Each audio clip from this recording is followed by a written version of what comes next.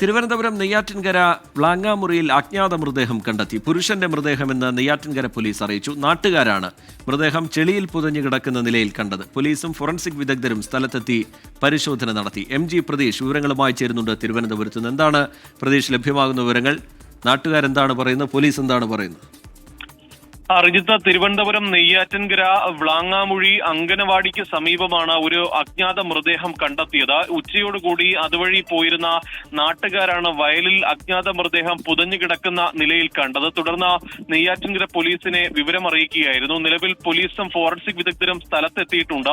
ഈ മൃതദേഹം കരക്കെത്തിക്കാനുള്ള നടപടികളാണ് ഇപ്പോൾ പുരോഗമിക്കുന്നത്. 50 വയസ്സ് പ്രായം തോന്നിക്കുന്ന പുരുഷന്റെ മൃതദേഹം എന്നതാണ് പോലീസ് നൽകുന്ന പ്രാഥമിക നിഗമനം. മൃതദേഹത്തിന് 3 ദിവസത്തെ പഴക്കമുണ്ടെന്ന് കൂടി പോലീസ് അറിയിക്കുന്നുണ്ട്. ഈ സ്ഥലത്ത് വെച്ച് ഇൻക്വസ്റ്റ് നടപടികൾ വൈകാതെ നടക്കും. അതിനുശേഷമായിരിക്കും ഈ മറ്റ് നടപടികളിലേക്ക് കടക്കുന്നത്. ഈ ഇൻക്വസ്റ്റ് നടപടികൾ പൂർത്തിയായി കഴിഞ്ഞെങ്കിൽ മാത്രമേ ഈ മൃതദേഹം ആരുടേതെന്ന കാര്യത്തിൽ ഒരു സ്ഥിരീകരണം ഉണ്ടാവുകയുള്ളൂ. വൈകാതെ ഇതുമായി ബന്ധപ്പെട്ടുള്ള കൂടുതൽ കാര്യങ്ങൾ പോലീസ് നൽകുമെന്നതാണ് നമുക്ക് മനസ്സിലാക്കാൻ കഴിയുന്നത്. ശരി, MG പ്രതീഷ് വിവരങ്ങൾ നൽകുകയായിരുന്നു തിരുവനന്തപുരത്ത് നിന്ന്.